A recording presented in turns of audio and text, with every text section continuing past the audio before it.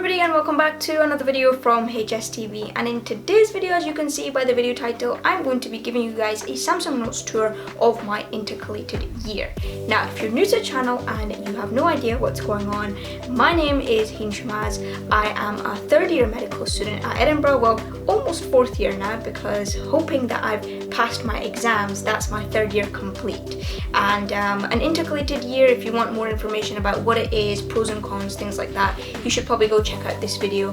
But to give you a very short summary, I was intercalating in a BMedSci honours in health sciences. Now within health sciences there was 3 streams to pick from: a medicine, a surgical and primary care. So I went with the surgical stream. So really my degree was health sciences and within that surgical sciences. First semester very lecture based, second semester my honours project, and yeah, I've now submitted my dissertation, I have done all my exams, and I think it is time, as I do each year, to share the curriculum and all the details of what I was really up to this year. So yeah, this has sort of become a bit of a tradition on the channel because I showed you my curriculum in year 1, then I showed you in year 2, and even though year 3 is not typical MBCHB, it's still interesting for you guys, I hope, to see what an intercalated degree is like. Obviously this doesn't reflect what everyone did in intercalation because there's been some degrees which are more difficult and more busier than mine. Mine's was kind of mostly medics were involved in it, whereas other degrees, you know, you're joining people who are in their final year of really difficult courses like stem cells and regenerative medicine, that kind of thing. It's a lot more difficult. So this is not a reflection of everybody, but it's certainly for health sciences, surgical sciences. I also don't know if this course will be available to future years because they are subject to change, so do keep that in mind. And yeah, last thing, I'll be demonstrating everything on our very beloved Samsung Tab S7 Plus, which is still doing me wonders, by the way. I'll probably make an update video on that soon as well. But yeah, without further ado, let me just show you what's been happening. Alright, so here in my Samsung Notes, we're gonna go into my year 3 intercalation folder. As you can see, I've organized them by the different modules that I was doing, and mostly semester 1 was surgical science along with academic surgery lectures. So mostly on a Monday we would have a surgical science lecture. These lectures really were based around kind of pre-operative care through to different surgical specialties, and then post-operative care as well. So you know, things like risk assessment and CPECs, like these exercise tests, that was included. Then things like ERAS, which is enhanced recovery after surgery, that was a part of our course. We also did perioperative medicine, as you can see here. So really trying to give an idea into the patient journey, along with prehabilitation as well. We then, in terms of the actual surgical specialties, did cancer, oncology, surgical oncology quite a bit. So this was quite in-depth, I would say. There was a lot about kind of what causes cancers, the different factors affecting that, and then the goals of performing surgery on a tumor and the staging and things like that. So yeah, this was kind of more in depth than I had expected. There's also a lot of like genetical things as well, and yeah, so I won't really go into it too much, but quite a bit on cancer and how it forms, and then the operative actions that we could perform. Then we did organ transplantation. So this was done by a transplant surgeon. We did quite a bit on liver transplants, renal transplantation. These are the very common transplantations that happen. Then along with that, kind of more about organ donation and how that plays into transplantation as well. So this was quite interesting as well. Then we did quite a bit of work on endoscopic techniques and procedures, and yeah, like you can see, we got quite a bit of information on how endoscopes have evolved, and then kind of new technologies as well as that are being used at the moment.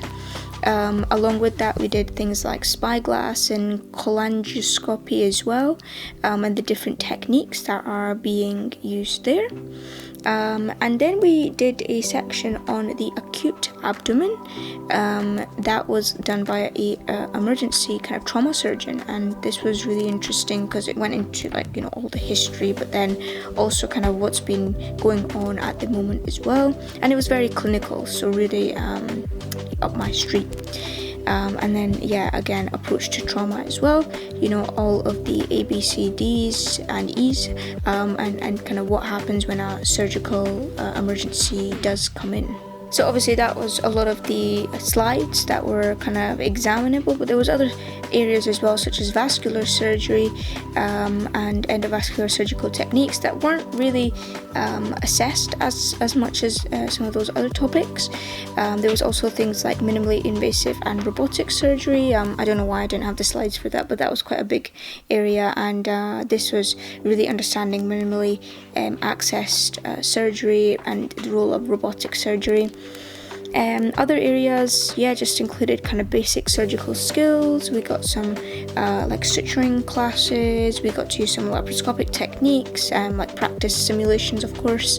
So that was quite nice. And there was just a few things here and there which weren't like fully assessed, which is why I didn't have proper lecture slides for them. But things like global surgery and collaborative research as well, that was quite nice. It was a very chilled out class, and we just sort of had a debate about different ethical problems in research, and that was quite fun as well. So there was a few lectures here and there that I probably didn't go into a lot of detail about, but all in all, it was just a whole kind of introduction to surgery, and then all the way into surgical techniques as well. Okay, so also the second module taking up a lot of semester 1 is academic surgery. Now, a big part of academic surgery was critical appraisal and writing reflections. In fact, they were the two assessed parts as well. So this was all about why critical appraisals are important, reporting guidelines, different types of research, and how you can minimize bias. That was the sort of thing, and by the end of it, we actually got really good at critically appraising papers in each section of a study. Also reflections as well, how to write a good reflection, as you start practicing medicine and actually become a doctor. This is something you actually do need to do. So this was very relevant to medicine again, and one of the reasons that I did choose a more medicine-y related intercalation to keep that link going. Also in semester 1, we did our elective. Now my elective that I chose to do was cardiovascular pharmacology and therapeutics. So that's CVPT in this folder here. Now this was every Thursday and Friday in semester 1, and there was a lot. Now one of the exciting things here is that we actually got to do some lab work, which I think I kind of lacked in my intercalation overall, whereas some people whose honours project was lab-based, they got to be in the lab a lot more. But this gave me a good idea of lab work, and actually that is probably not for me, because it's just very time consuming and requires a lot of patience that I admire. Now, along with this lab work, we had to read lots of papers. We got some kind of basic science lectures on things like atherosclerosis. This was a lot of the medicine-y stuff that actually we'd covered anyway in year 1 and 2 of medicine. We did things like hypertension and the kidney. We did things like the different drugs, so RNA-based therapeutics, which is quite a new area of kind of medicine and cardiovascular pharmacology. Along with that, we did antithrombotic drugs, antiplatelet drugs, all that sort of thing, and we did cover a lot of this in MBCHB year 1 and 2. We did different types of imaging, in particular PET imaging, because that is good for fibrosis scanning on the heart. We also did kind of neurovascularization as well, and looking at heart failure. So it was kind of a bit of physiology, along with then the therapeutic targets and treatment options available. Now, the assessment part for this course was at the end an essay examination. So we got a bit of practice on that, but then also we had to submit a poster where we were given a drug to research, and we had to pretend to be a pharmacological company, and then we think about things like drug characteristics, and we had to present it. So that was a nice bit of group work and an opportunity to do a presentation. So throughout semester 1 and 2, research skills was a constant module. Part of this was statistics, the other part was more lectures. I know that sounds like the same thing, but I'll go into it. Now, the lectures really consisted of a varying degree of things like different types of research, different types of randomized control trials. It's really in the name. It was research skills, all about what research is, types of research, good research, bad research, things like resources as well, especially at the library. We did quite a bit of work in systematic reviews, then things like ethics as well. That took up quite a bit. Then we had things like qualitative research as well. It's not all about quantitative research, but you look at the different methods and how do you critique them as well, reduce bias, that sort of thing. Then also laboratory test data. So this is all about how you actually come up with reference ranges and kind of the pre-analytical side, the analytical side, and then the post-analytical side as well in results interpretation in the lab, and as a doctor as well, when you choose the tests for your patient, they have to be relevant. Again, just categories of clinical research, a little bit of statistics here as well. Then we've got things like research and society, things like publishing in journals, different journals, what they're for, and how do you choose the right impact factor for your paper.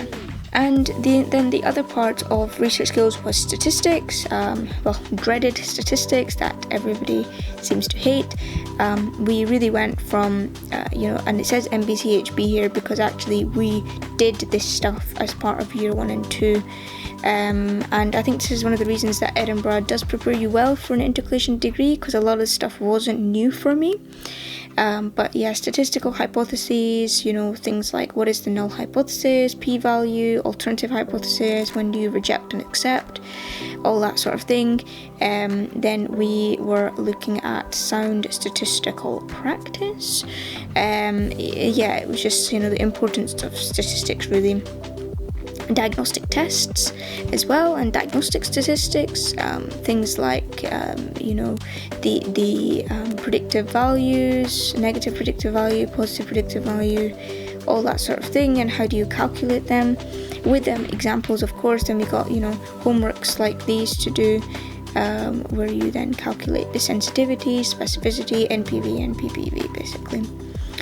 Along with this, we were using SPSS to try and make some statistical charts. These were like step-by-step lectures that we were doing together as a class. So that was that. Then just different hypothesis tests, also testing for normality, and just sort of stuff preparing us for our honours project really. And then also things like ANOVA and ANCOVA tests as well, because for a lot of people who are just kind of doing a science degree, they will know what these are, but for the medicine cohort, we were quite new to what an ANOVA test was. So this was useful, and there was a bit of interlink between the modules. In my elective, when we were reading papers and they were using ANOVA tests, I could put this learning into practice. Okay, and then lastly, the thing that made up the entirety of semester 2 was the honours project. So obviously this varied depending on what project you chose. Mine was all about looking at atrial fibrillation mechanisms in atrial septal defect patients. this was the project guidance that everybody was given. There was lots and lots of projects to choose from, and you just worked closely with your supervisors to prepare, first of all, a presentation, and then second of all, a dissertation, a 5,000 word dissertation at the end. So there was lab-based projects and also non-lab-based projects, things like systematic reviews that you could do. And yeah, I mean, I think my project was pretty interesting. I did have a good time.